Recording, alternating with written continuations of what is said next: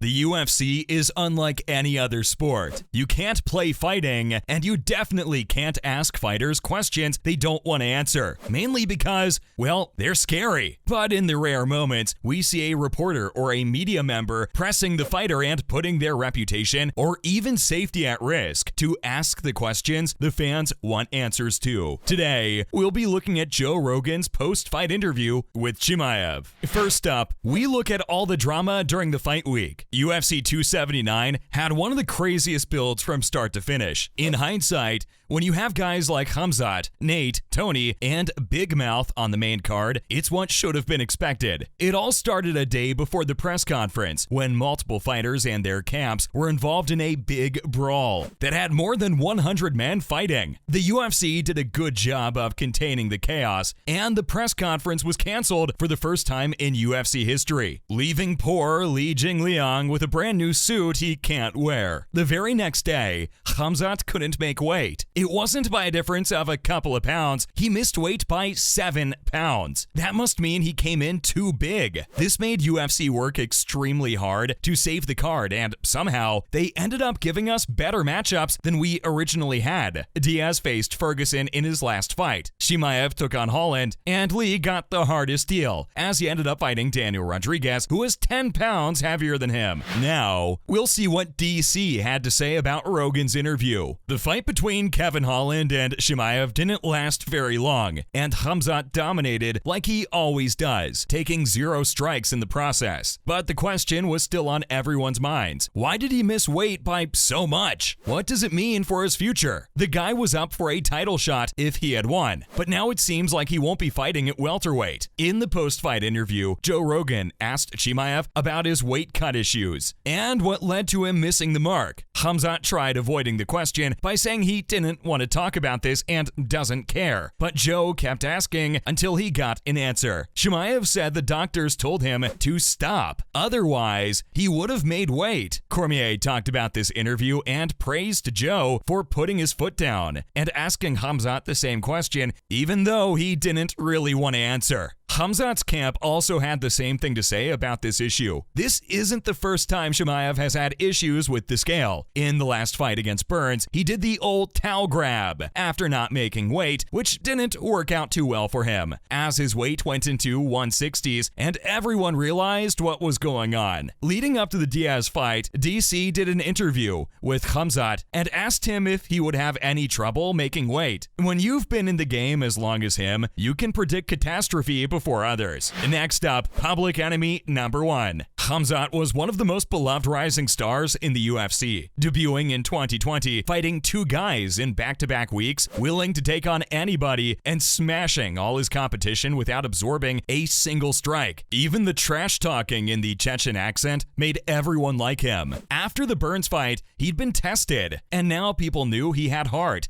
and is capable of being the nail at times. All was going in his favor until this one hiccup. Missing weight by such a huge gap and then not even being apologetic. After missing weight, Khamzat started flipping everyone off and made it seem like he doesn't care about being unprofessional. And suddenly, all the fans turned against him and he became the ultimate bad guy. At the ceremonial weigh-in, Chimaev was heavily booed and he started cursing at the fans, saying he'll kill their boy. MMA fans are fickle. One moment they love you and they start hating you after one hiccup, just like that. But this one seems like he had it coming. Chimaev had everything going into this fight. Talent like we've never seen before in the octagon, all the hype and fan following, the UFC pushing him to the moon, and the money fight against Diaz to make him rich before the title fight. In the words of Daniel Cormier, it's time to get his together if he wants to fight for a belt next. Up next, Khabib Nurmagomedov thinks Chimaev should have good people around him. The Eagle was asked about the whole UFC 279 weight fiasco, and he gave his opinions on Chimaev's situation. He said when he saw the weigh-ins and the team around him, there weren't any Muslim guys near him. Khabib believes that Khamzat needs good people on his team. Nurmagomedov has had trouble with making weight in the past as well, but perhaps what he was referring to was how Khamzat carried himself and handled the situation after missing weight. He was giving everyone the bird, cursing, and not taking any accountability. According to Khabib, you need people who tell you no and stop you from making bad decisions. Khamzat and his team didn't take the criticism very well. Darren Till spoke up and said since Khabib has missed weight too, he shouldn't be saying this. And Chimaev is surrounded by good people, even though they're not Muslims. Chimaev made a dig at the former lightweight champion by commenting on an Instagram post that Khabib's fight with Tony was canceled 5 times because of all these issues. This isn't the first time Khamzat has taken shots at the legend himself. In 2021, Chimaev did a live chat in which he said he can destroy Khabib. Let's wait and see if bad blood develops. Other related news. First up, Makhachev is concerned about his opponent not showing up. Islam tweeted recently that his opponent said he'd be in Abu Dhabi 20 days before the fight, but he still hasn't arrived, even though the fight is just 2 weeks away. A few weeks ago, Khabib had a similar tweet in which he said that Oliveira might not show up to the fight, and they'd have to fight Dariush instead. The featherweight champ Volk immediately threw his name in the hat and said if anything would happen,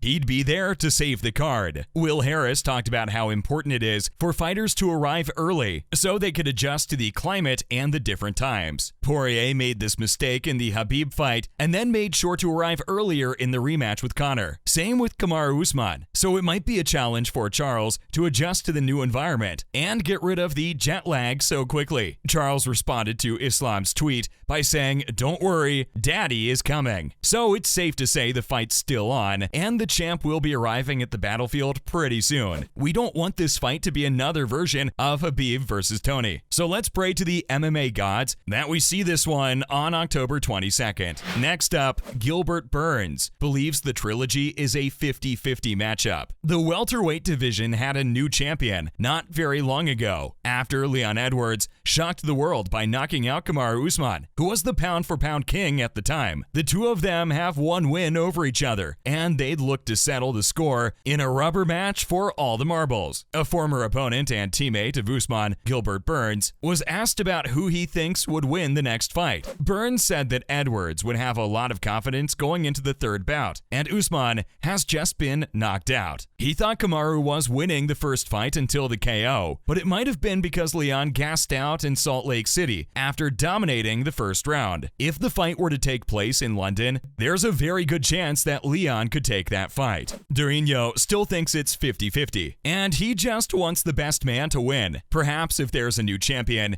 it would be easy for him to get another shot at the title. And finally, Sean O'Malley gives his opinion on the UFC 280 card. The UFC often tries to make the prelims of a pay-per-view more interesting by putting a fight over there that should probably be on the main card. That gets people coming to the venue early, and people are so interested, they make sure they've got ESPN Plus as well as the pay-per-view. This time, Bilal Muhammad and Sean Brady are the guys who are going to be main eventing the prelims, and O'Malley thought that fight should have been on the main card. Brady is undefeated and looks unstoppable with some high-level wrestling. Bilal is also on a huge win streak, taking out top contenders like Wonderboy and Luque. This might be the fight that puts either of these guys just a win-win away from fighting for the belt or even getting a title shot, depending on how the other top guys match up. Someone's got to carry the prelims though, but we'll have our eyes set on that one. That's a wrap for this video. What did you think about Khamzat missing weight by 7 pounds? Let us know in the comments below. Make sure to give this video a thumbs up and subscribe to our channel for more videos like this.